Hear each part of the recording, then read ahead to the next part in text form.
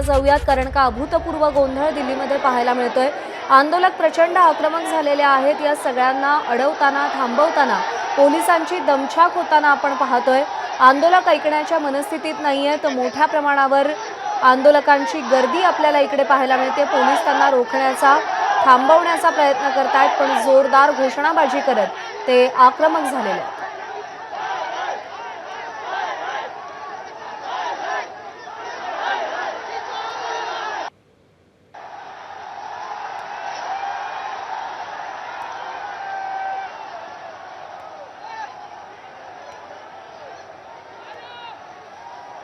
Barricading मोठ्या प्रमाणात करण्यात आलेला आहे। पोलिसांचा बंदोबस्त देखील मोठ्या प्रमाणावर तैनात आहे, पण तरी सुद्धा आंदोलकांची संख्या प्रचंड जास्त आहे आणि आंदोलकांची आक्रमकताही खूप आहे।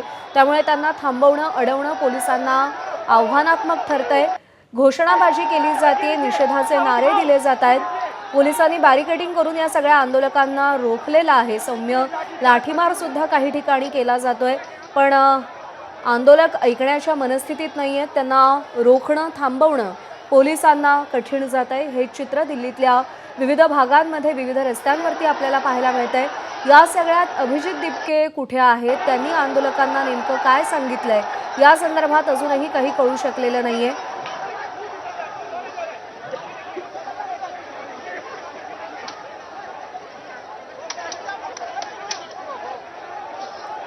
काही आंदोलकांची धरपकड देखील करण्यात आलेली आहे। जे आंदोलक ऐकत नाहीयेत, जे आंदोलक जुमानत नाहीयेत, त्यांना ताब्यात देखील घेण्यात आलेलं आहे। सोमेश कोलगे आपले प्रतिनिधी आपल्याला अधिक अपडेट देतील। सोमेश, दिल्लीतल्या वेगवेगळ्या रस्त्यांवर काय चित्र पाहायला मिळतंय? परिस्थिती हाताबाहेर जातीये का? आणि अभिजित दिपके कुठे? तर सर्वसाधारणपणे दिल्लीमध्ये जे प्रमुख रस्ते आहेत मध्यवर्ती दिल्लीमध्ये, त्यापैकी कस्तुरबा गांधी मार्गावरती सुरळीत ट्रॅफिक आणि वाहन सुरू आहेत। इतरही जे फक्त संसद मार्ग पोलीस स्टेशन समोरची जागा जिथे हा गोंधळ सुरू आहे तो भाग वगळता आणि संसदेच्या समोरचा दुसऱ्या बाजूचा जो रस्ता आहे तो मौलाना आझाद रोड तो भाग वगळता इतरत्र सर्वत्र कुठले ट्रॅफिक वाहतूक व्यवस्था सुरळीत सुरू आहे। परंतु जे काही आंदोलकातला एक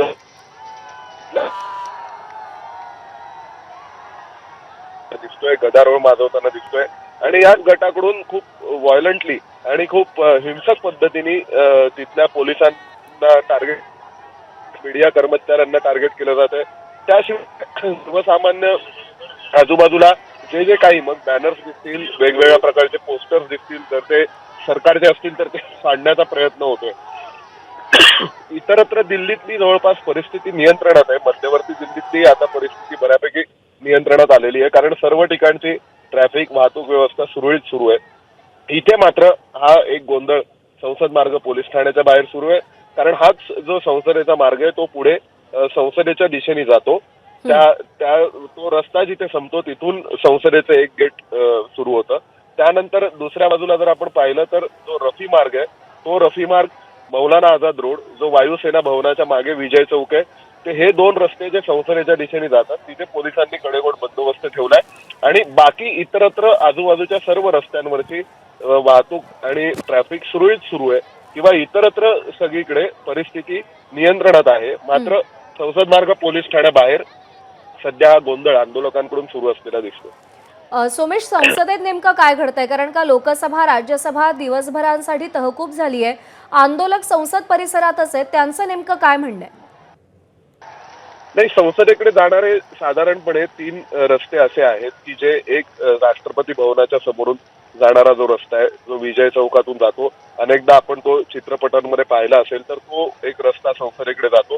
तो अतिशय कडेकोट बंदोबस्त असलेला परिसर आहे, तिथे कुणालाही जाऊ दिलं जात नाही आणि तिथे कोणीही पोहोचू शकलेलं नाहीये।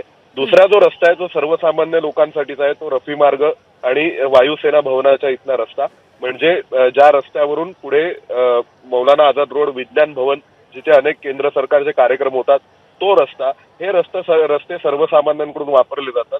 त्या ठिकाणी काही आंदोलक पोहोचले होते आणि दुसरा जो एक संसद मार्ग आहे की जो तिसरा, म्हणजे त्या ठिकाणाहून सर्वसामान्य लोकही संसदेत जाऊ शकतात, खासदारही जाऊ शकतात, त्या रस्त्याच्या ठिकाणी लोक पोहोचले होते आणि तिथे अशा स्वरूपाचा हा गोंधळ करण्यात आला। आता हे सगळे काही आंदोलक हे संसद मार्ग पोलीस ठाण्याबाहेर गोंधळ घालतात।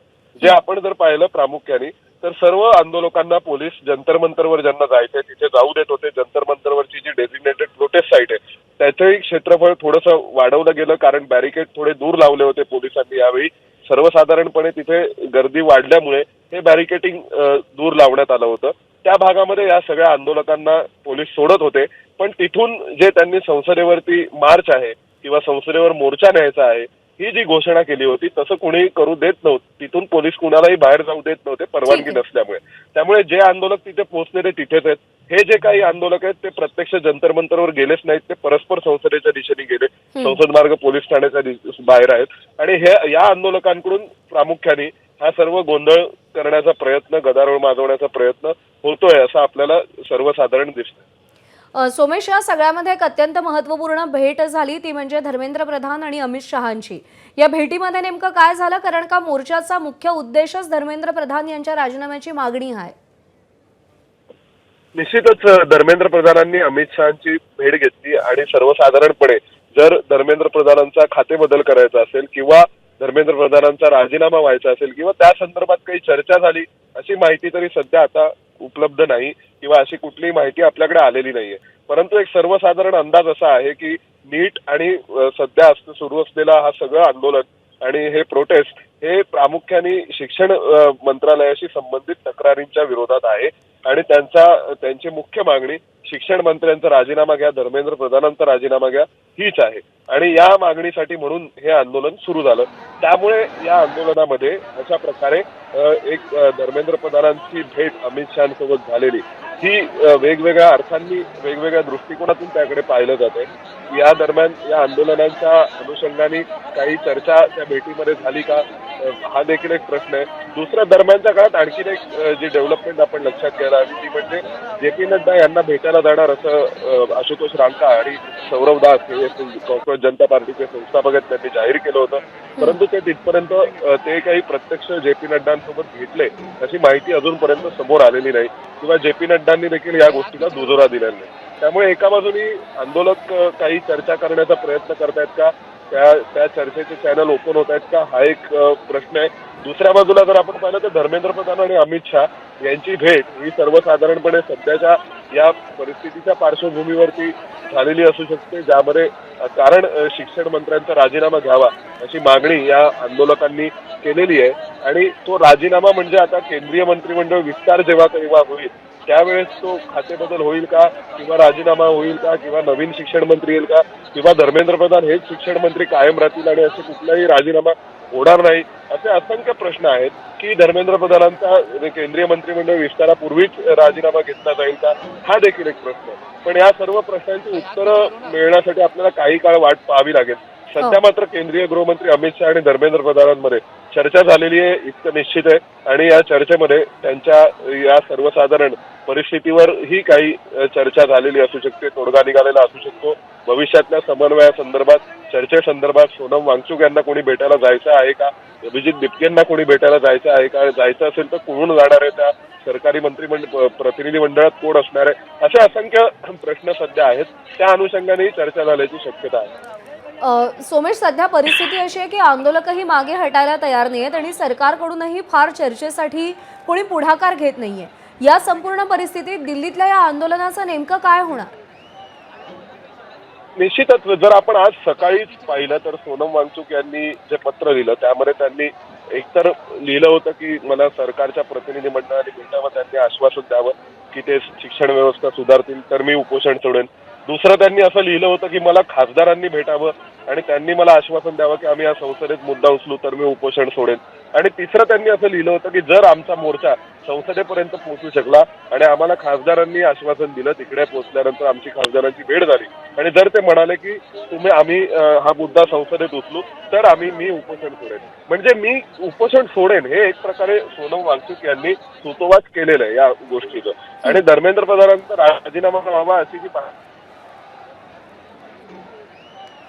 हे तिन्ही पर्याय सोनम वांगचुक यांनी जे समोर ठेवले त्यातून उपोषण सोडवणं सहज सोपं आहे. म्हणजे केवळ मंत्रिमंडळासोबत चर्चा व्हावी असाही आग्रह नाहीये, खासदारांची चर्चाही चालणार आहे आणि सरकारच्या नुसत्या आश्वासनही त्यांना चालणार आहे. त्यामुळे त्यांनी सकाळी सुतोवाच केलं चर्चेचं. त्यानंतर दुपारच्या वेळेस आपण पाहिलं की त्या आशुतोष रांका आणि अभिजित गुटके यांचे समर्थक असलेले सौरव दास या दोघांनी म्हटलं की आम्ही जे पी नड्डांना भेटायला जातो.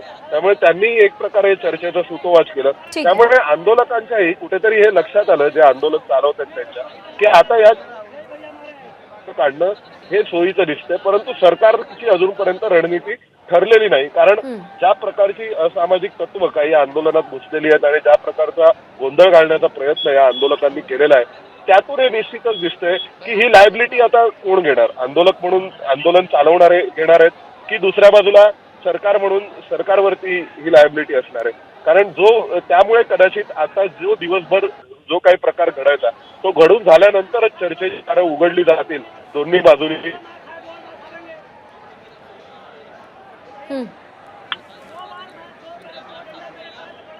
सोमेश, जर माझा आवाज तुझ्यापर्यंत पोहोचत असेल तर परिस्थिती अशी आहे की विरोधकांनी आज पहिल्याच दिवशी संसद चालू दिली नाही. संसद परिसरात दुसरीकडे हे अभूतपूर्व आंदोलन सुरू आहे. सरकारवरती धर्मेंद्र प्रधानांच्या राजीनाम्याचा दबाव प्रचंड वाढलाय का सध्या? सरकारवरती दबाव आहे राजीनाम्याचा असं आता तरी सध्या दिसत नाहीये. त्याचं कारण असं आहे की विरोधकांनी संसद चालू दिली नाही हा नवा प्रकार नाहीये. गेल्या अधिवेशनामध्ये सुद्धा विरोधकांकडून अनेकदा संसद तहकूब झाली होती. त्यापूर्वीच्या अधिवेशनात सुद्धा विरोधकांकडून संसद तहकूब केली जात होती. त्यामुळे संसदेचं कामकाज हे तहकूब करावंच लागत होतं कोणत्या ना कोणत्या कारणांमुळे. त्यामुळे आजही संसदेचं कामकाज तहकूब झालं हा एक मुद्दा.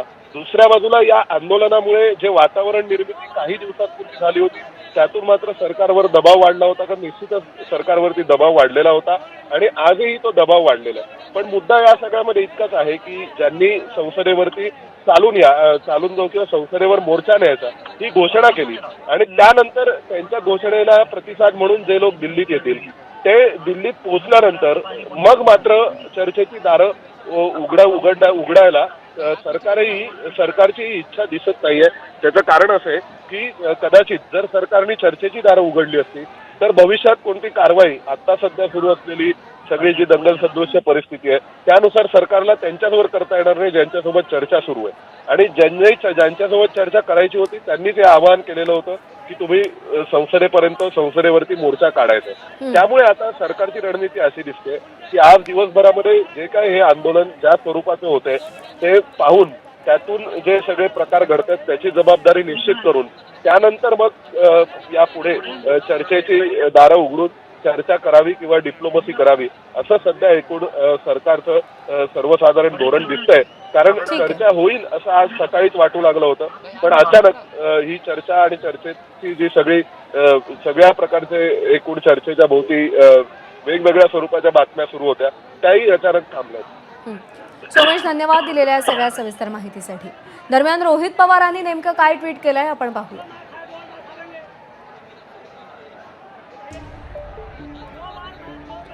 तरुणाईला गृहीत धरलं तर काय होतं याचा अंदाज दिल्लीतल्या हुकुमशाहीला आलाच असेल. कोणाचाही नाद करा पण तरुणाईचा नाद नाही करायचा. महाराष्ट्र सरकारनं देखील हे लक्षात घ्यावं. दडपशाहीनं आणि कूटनीतीनं ऑनलाईन परीक्षा लादण्याचा प्रयत्न केलाच तर याद राखा मुंबईत यापेक्षाही मोठं चित्र दिसेल.